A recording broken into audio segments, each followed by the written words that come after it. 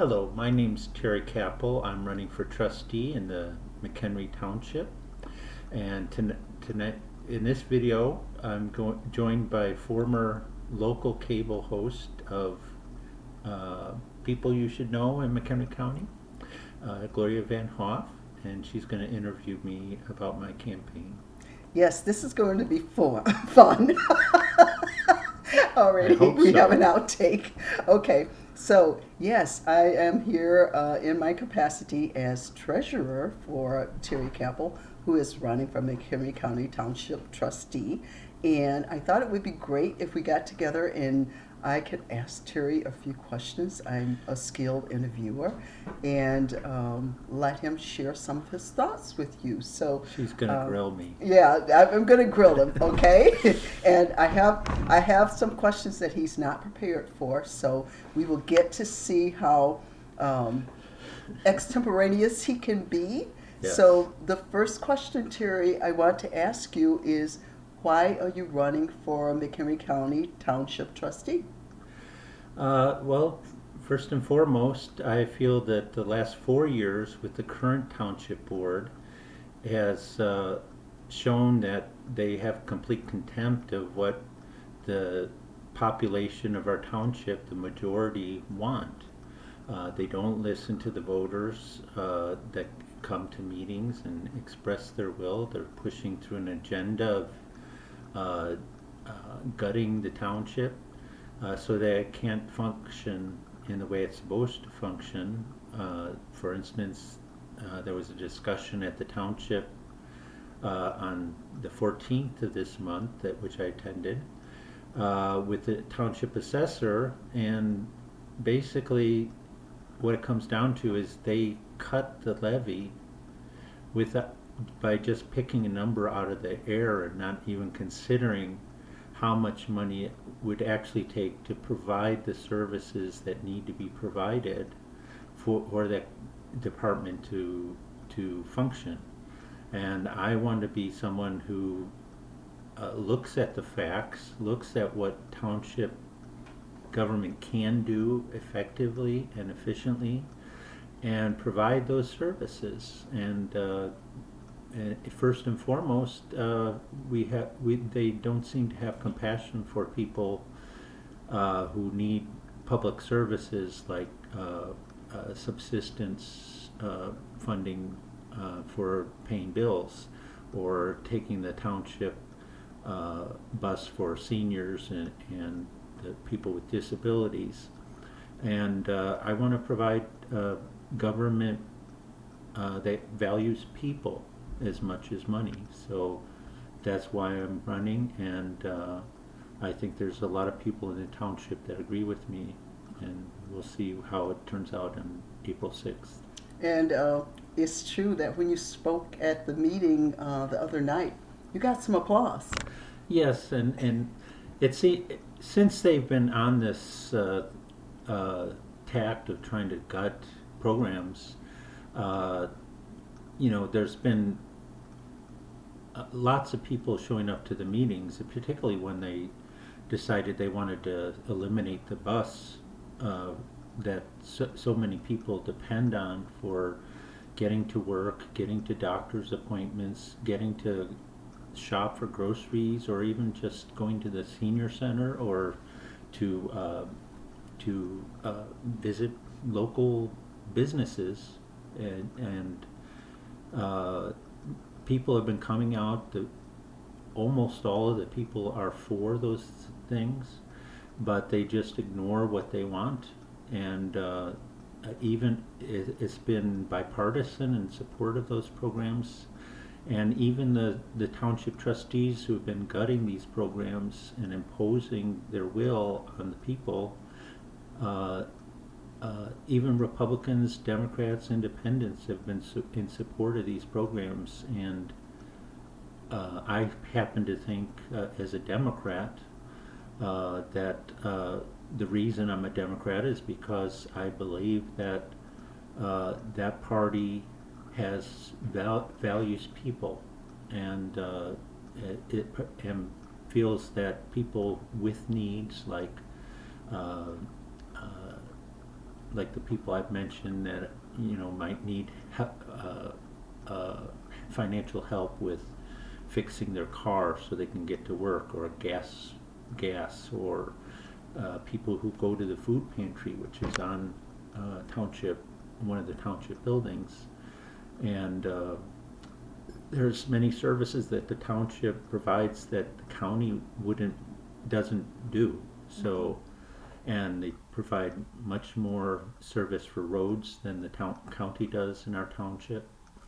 And so I think it's important that we provide those services and use evidence and facts to decide what the budget of those departments need to be in order to provide quality, vital services to our township.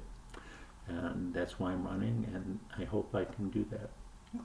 Okay. And you told me a funny story once about, I think you are a person who really puts your money where your mouth is. And you told me a story about this woman that you gave a ride somewhere. I think it was to the polls to vote. And halfway there or halfway back, you found out that she was a staunch Republican. Right. And Yeah. you didn't get angry with her and kick her out of the car, did you? No. This is a neighbor of mine who lives in the same apartment complex, and we talk quite often as we're passing. And she's had some health issues, so I've shared food with her and things like that.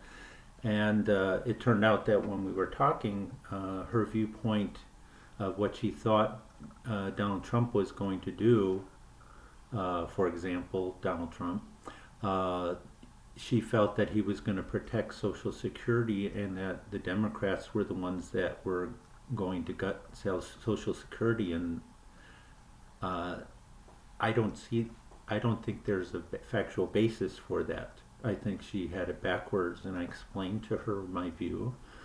But this was on the way away from the polls, and she had already voted. But I respect everybody's right to their views. I think we should debate on an honest level, and if people are using inaccurate facts, then it's hard to debate and come to common ground. But I think that as long as we're debating honestly and sincerely and respectful of other people who disagree with us, I have no problems working with people who have come from different backgrounds. We're all different. And I always say that lack of diversity is like a rainbow with only one color.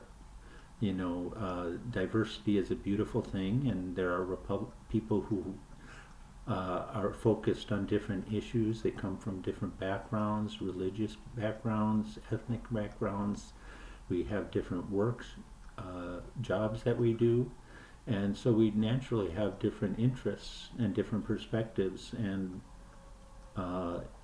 if we view that as a positive, as something to celebrate, then we can find common ground with each other and be different, and yet still celebrate each other's path towards enlightenment. And hopefully we can value other people's needs as much as our own.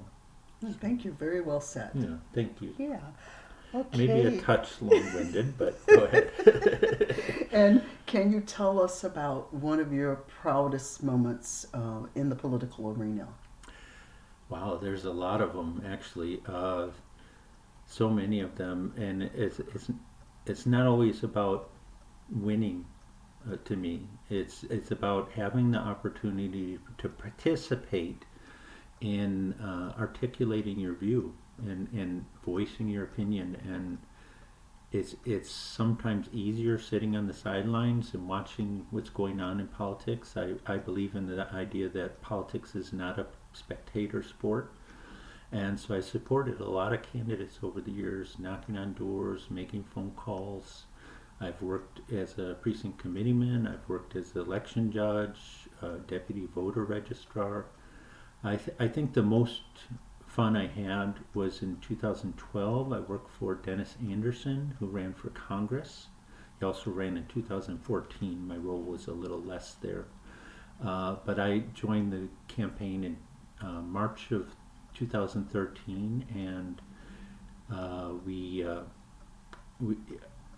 he didn't raise a lot of money, unfortunately. He was opposed to making phone calls to donors and asking for money. That's an unfortunate part of campaigning these days. I actually but let me interrupt you. Sure. Put that in perspective. You said he didn't raise a lot of money. Yeah. Now he was running for Congress, so He was running for Congress, so the amount of money he raised was quite a bit, but not the amount Right. he should have raised. Right. And how? Just estimate how much do you think he did raise? I think he raised about maybe 100,000 both times he ran, and that's just not enough to get your word out to your constituents. But that would be for you, though, right? If you yeah, I would take that, and I would get a lot of advertising out. But seriously, he was one of the most genuine people I ever met. His wife too, I dearly loved. They moved back to Madison, where they lived for many years before. But they are wonderful people. Dennis is a man of compassion, and people gravitated to him when they heard him speak. And one of my favorite moments in that campaign. I was going to ask you to tell that story. Yes. One of my favorite anecdotes. I love knocking on doors because it's face to face and you get to talk to voters. And I love listening to what is important to them, not just telling them what I think and how brilliant I am. I want to hear what they have to say. But we spent quite a lot of time knocking on doors, Dennis and I. And one time we were in Woodstock and knocking on doors in the subdivision. We got out of the car initially, and the first house we went to across from the car was we knocked on the door, and the guy came out from around the side of the house, and he said, "What do you guys want?"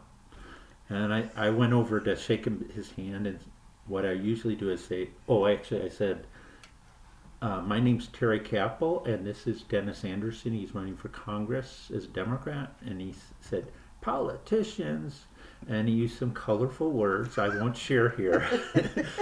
and told us to get off his property, which, my response is, "Thank you for your time. I respect your views, and God bless you." And we moved on. Hour and a half later, we were done canvassing in that subdivision. We came back to the car, and the guy came back out of his house. The car was on the other side of the street from him. The guy came out of the house and started cussing us out. "F you guys," pardon my language. I did abbreviate there, but "F you guys," and he's cussing us out. And Dennis laughed a little bit. I was a little embarrassed by the unnecessary vigor of his phrasing. And we got in the car, we drove down and turned around, and as we approached his house, Dennis Anderson took $1 out of his wallet and he showed it at me, and he said, "I'll give you $1 if you ask that guy if he wants a yard sign." And that was just hilarious. And Yes. to me, I think when you're running for office, just reflecting back when I ran for office, it's a fun experience, but you really have to enjoy it. Right. If you're not enjoying it Right. and you're not remembering why you're doing it in the first place, then it's just a waste of your time. And before we go off this subject, I'd like to say I'd recommend to everyone who is able to volunteer for campaigns. Knocking on doors and talking to people might sound scary. I'll assure you that out of thousands of doors I knocked on that year, I might have had two people that were disgruntled, and those are the things you look back on and you say, "Boy, that was silly," you know. But most people are, even if they disagree with you, are very welcoming. Or they might be busy, and you respect that and you move on. Or if somebody's definitely against your candidate, then you move on and you say thank you for your time, and it's really a lot of fun. And you get to learn other people's point of views, and I love like I say, the first thing I like to do is say, what would you like to see government do? And people have, sometimes they don't know what they want to say at the time, but I love hearing from different people's views, and oftentimes they make better arguments than I do. So I very much recommend people get involved in campaigns that they believe in, and become precinct committeemen or election judges. There's always too few election judges for the Democrats, at least in our township, and too few precinct committeemen. And women. And women, I'm sorry. Actually, it's only recent that the state of Illinois changed that from committee man to committee person, and I certainly welcome that, because I was always saying committee person for many years. Okay. But anyway. Well, thank So you. I'm being long-winded, aren't I? Okay, and there's just maybe two more questions that are on my list to ask you, and one is to tell us who your most the candidate is that most political figure that you admire the most. Other than present company. Well, I'm not a political figure, but thank you. You were at one time. Well, that could be somebody contemporary or recent years, or somebody from history, I guess. So I'd like to take a stab at both, actually. I certainly admired Dennis Anderson quite a bit. I got to know him a lot. But I would say in recent years, the person I admire most is Barack Obama. Unfortunately, he had a lot of opposition in Congress, in the Senate, with the closure issue. He only really had a couple of months with a 60 vote margin to unblock the Senate to push things through. But I think he and his wife and his family were remarkable examples of good people that exemplified everything that people should aspire to. He was honest. He was never arrogant about himself or his views, and I think he tried very hard to do a lot of good, and he did do a lot of good. For all of its shortcomings, the Affordable Care Act, for example, has given health care to a lot of people that didn't have it otherwise, as well as community health centers like the McHenry Community Health Center, or something like that. McHenry County Community Partnership, I believe. Something like that, yeah. So I admire that greatly, and of course from history, being someone who studied history in college, there's so many figures in history I could point to, but I certainly think Abraham Lincoln is my number one person, because in part he was able to evolve as well, because initially when he was younger, he advocated for the colonization of blacks in Africa, which is something that I believe started with Monroe or Madison, one of those.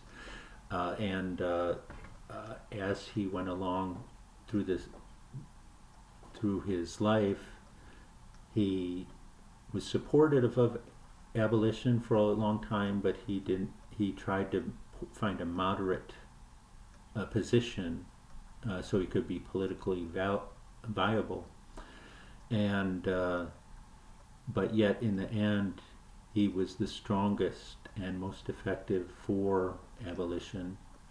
And not only that, but he was very advanced thinking. There's a lot of things that occurred under his administration that people don't note. Like, for instance, the Department of Agriculture became a cabinet position. And the idea there was to spread information with farmers about most effective farming techniques and things like that. He established the Homestead Act, the Transcontinental Railroad, many things like that, and I just find his writing and his speeches moving, and particularly inspired by his humble beginnings and his rise to being a leading thinker in Washington. When you think of intellectuals being from Ivy League schools, he had 6 months of education, and yet he made himself an advanced thinker and an intellect to equal, and perhaps having insight beyond his peers at the time. So one of the things I remember in one of my favorite books is Cannery Row, and there's a line in there where they say of the doctor, I can't remember if it was Mac or whatever, the doctor, he say, his mind knew no horizon and his sympathy had no warp. Mm. And I think that's the highest a person can aspire to have a mind that knows no horizon. Means you are not settled with what you can see and what you already know. You're always looking for what's beyond the horizon. And a sympathy that has no warp means for me that your sympathy is pure, and it's not limited by your biases or your preconceived notions. You have pure sympathy for others, and I certainly think Abraham Lincoln had that, and it's something I strive for. Although we are imperfect, we can strive for excellence. Exactly. I don't want to quote the whole quote from Vince Lombardi because I'm a Bears fan. But if you're a Packer fan, more power to you. But you will accept votes from Packer fans. Yes, right? I will. Okay, yes. Cool. Also, with Lincoln, the beginning of the Secret Service. Oh, that's under true, his administration as well. But it started as for the trying to find counterfeiters, I believe. So, but there was still some activity going on with that. Okay, and then you're a historian of that era in the Underground Railroads. I defer to your knowledge and training. And then one final question. Okay. Well, actually, I have like two final questions. One is a kind of like a quick question, but the election is April 6th of this year, That's which a very significant happens day, to be my birthday. As I was going to say. Yes. But when voters go to the polls to vote, especially in this election, yes, other than my birthday, yes.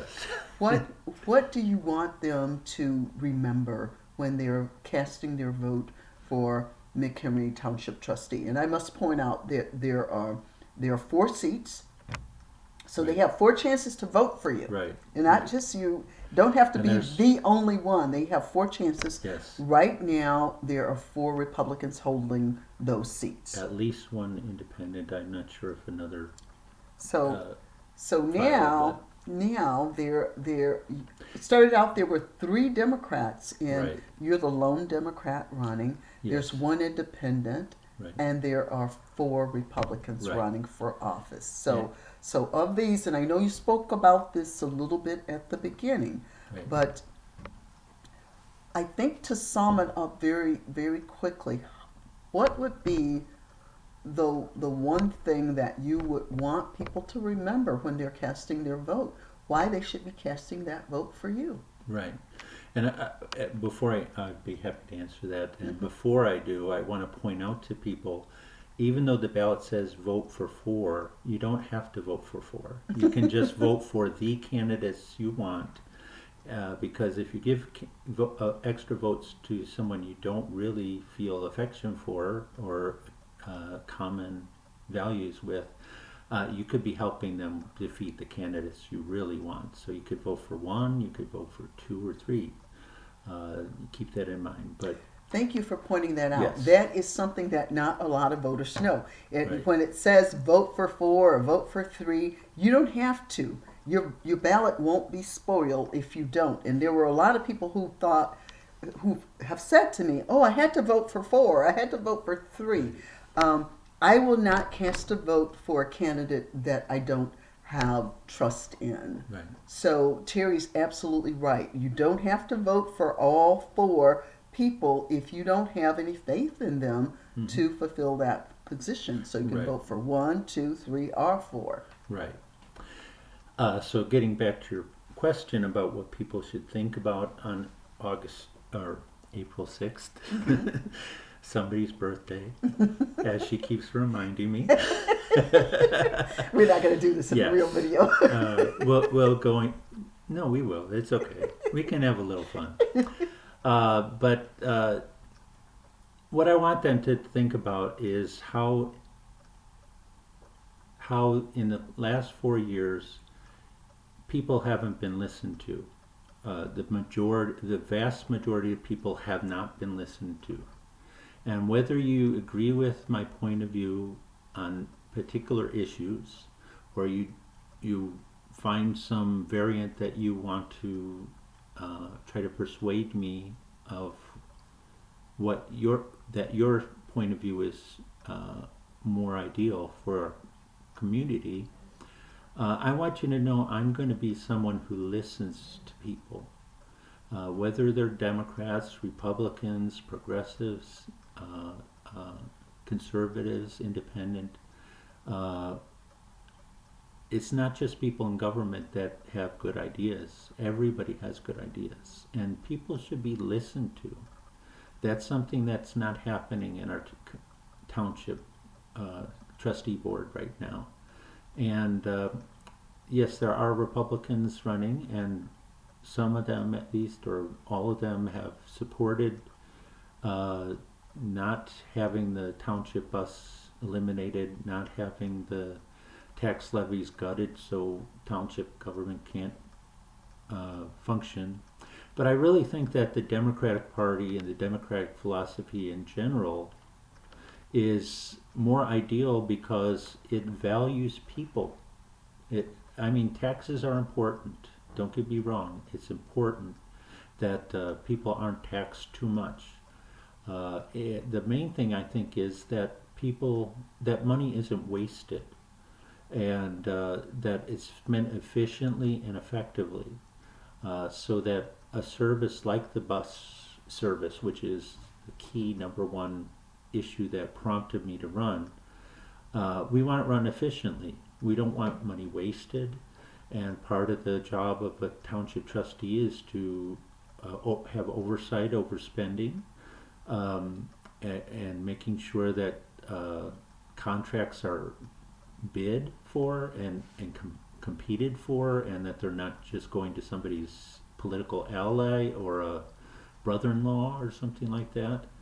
And so the main thing I want people to know is I will listen, and that most of the job is not a partisan issue, but I'm someone who values people, and there are things we can do that make our community better, that might cost a little bit of money, but in the long run it makes for a better economy, and it makes for a better neighborhood and community. And I hope you'll remember that, and I hope you'll vote for me on April 6th.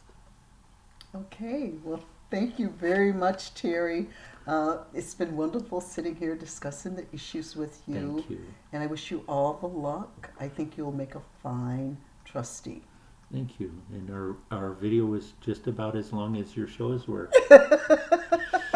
So let's end this now, and then we'll go back and do the real take. Okay, thank you.